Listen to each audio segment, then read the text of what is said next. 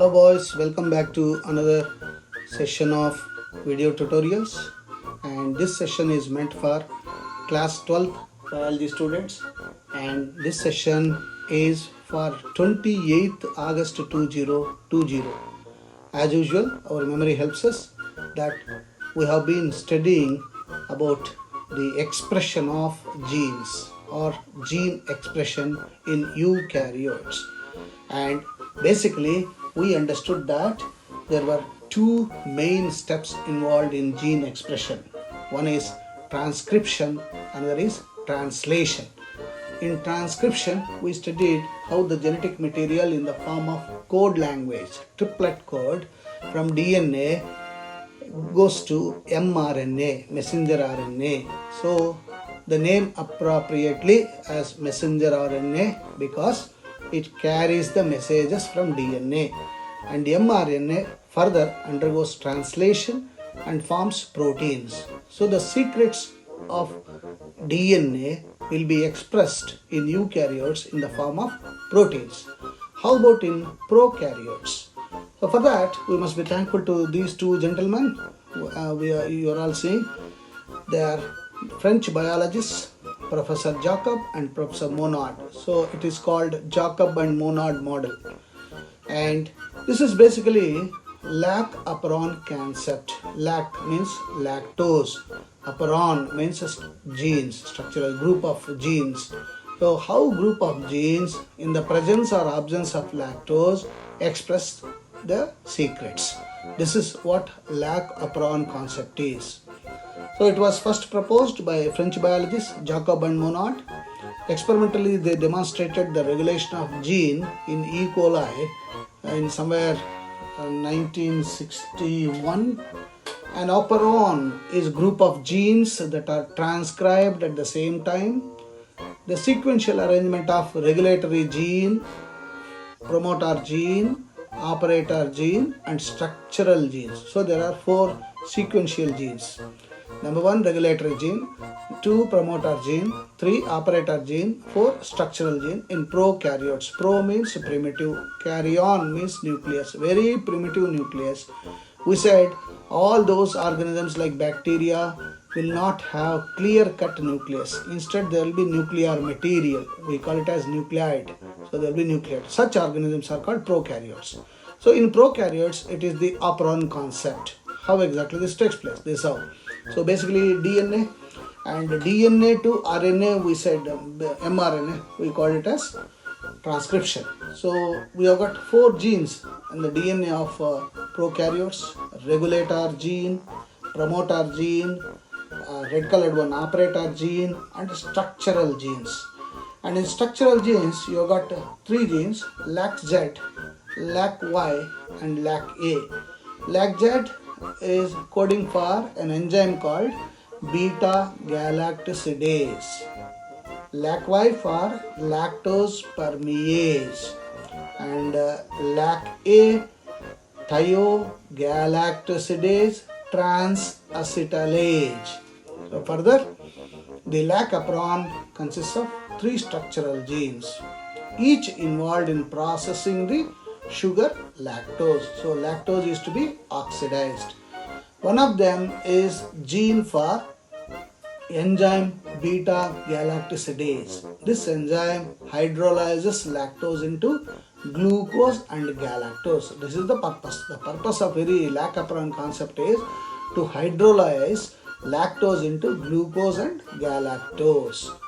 So we take a culture, and E. coli culture, and observe this. When glucose is present and lactose is absent, E. coli does not produce beta galactosidase.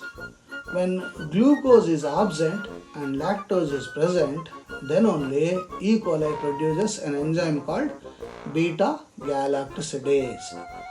And E. coli can use either glucose, which is a monosaccharide of course, or lactose, which is a disaccharide. So the lactose needs to be hydrolyzed, means digested into glucose and galactose. So this is how the gene DNA in bacteria, prokaryotes. So 4 sequential genes, regulatory gene, promoter gene yellow color, operator gene red color, structural gene in green color. And the promoter gene, what is this yellow color one? It is the site of attachment of RNA polymerase 2. Recollect in our yesterday session the function of RNA polymerase 2. So without RNA polymerase there cannot be transcription or protein synthesis. So it is the site for attachment of RNA polymerase 2. It promotes structural genes, the green ones, okay, structural genes to transcribe through operator gene. Operator gene is, as the name suggests, the one that operates. So it operates and controls expression of structural genes. That is the function of red color one, operator gene. And regulator gene, as the name suggests, it regulates the operator gene in cooperation with repressor chemical. So the regulation is done through a repressor chemical. So the entire structure can be either on or off, switched on or switched off. So that switched off and switched on will depend on regulatory gene. So structural genes, on the other hand, there are three structural genes, that green ones. They are LAC-Z, which codes for enzyme beta galactosidase, LAC-Y codes for lactose permease, and LAC-A codes for enzyme thiogalactosidase transacetylase. And in absence of lactose, it is called switched off condition. When lactose is not there, what will happen? So the regulatory gene will have that lac oppressor, lactose repressor or oppressor, and that goes and sits with the structural gene. Okay, as you are seeing here, the red colored one, operator gene, it gets fixed with the operator gene. Once that gets fixed in the operator gene, the RNA polymerase cannot come and bind. As a result, in the absence of RNA polymerase, no transcription will not take place.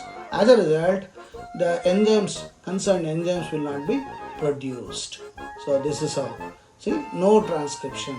The RNA polymerase cannot go and bind on the operator gene. So E. coli bacteria that cultured in absence of lactose would not produce enzyme beta galactosidase, which is necessary for lactose metabolism. So lactose cannot be metabolized. So the repressor will go and sit in the operator gene. In this condition, structural genes are switched off. LAC-Z, LAC-Y, LAC-A will be switched off. That's why we say this is switched off condition. In absence of lactose, the repressor protein synthesized by regulatory gene binds to operator gene, as you are seeing here. So the blue color one is going and sitting with the red one. So as a result, RNA polymerase cannot bind to that red one, operator gene. So the structural genes LAC-Z, LAC-Y, LAC-A cannot produce concerned or respective enzymes. So this blocks the RNA polymerase 2 to transcribe structural genes. Hence, enzymes are not produced. What about in presence? When lactose is present, we say switched on. It is switched on. What happens when it is switched on? Look at this. The DNA is becoming mRNA 53, I said yesterday, 5 prime, 3 prime, messenger RNA. And then that messenger RNA is forming a protein. So transcription as well as translation is taking place. And RNA polymerase is there. It's running through this DNA molecule. And the protein, once it is formed, the individual allolactose, or since lactose is present, goes and sits in that block. So see how the green ball is getting fixed into that red colored protein.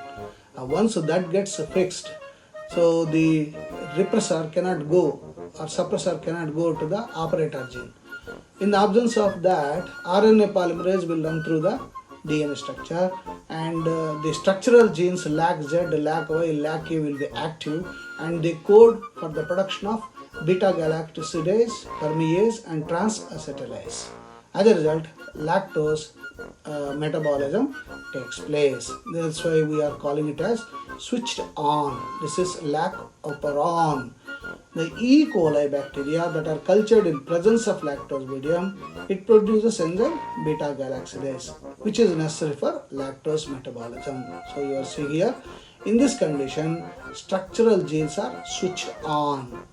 So in presence of lactose, the repressor protein, where the repressor protein, the red color one, synthesized by regulatory gene, binds to lactose molecule. It forms repressor inducer complex, that red and green combination.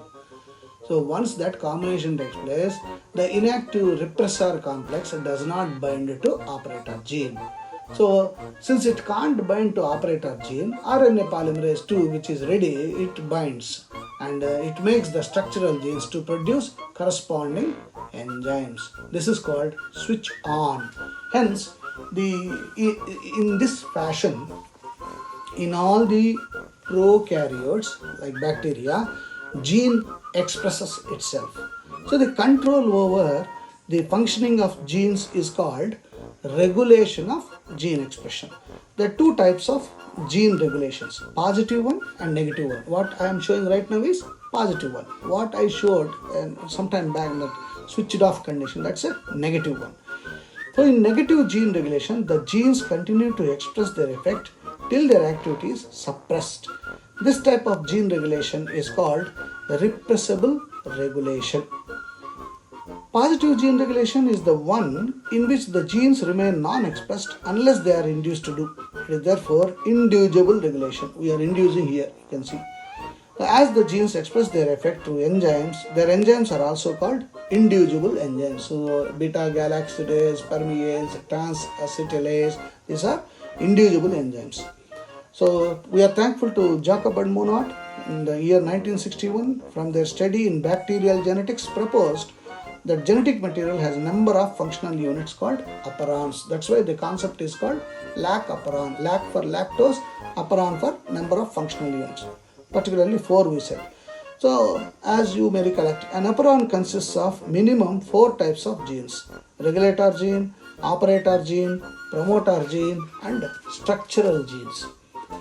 And finally, lac operon in E. coli as an inducible operon system, which was proposed by Jacob and Monod. The main thing you must remember is the 3 structural genes: lac Z, lac Y, and lac A. These are induced upon the structural genes transcribe polycystonic mRNA, which produces 3 enzymes. Okay. So main thing you must remember in this is the repressor of lac operon is tetrameric protein. It's made up of 4 subunits, each having molecular weight of 40,000.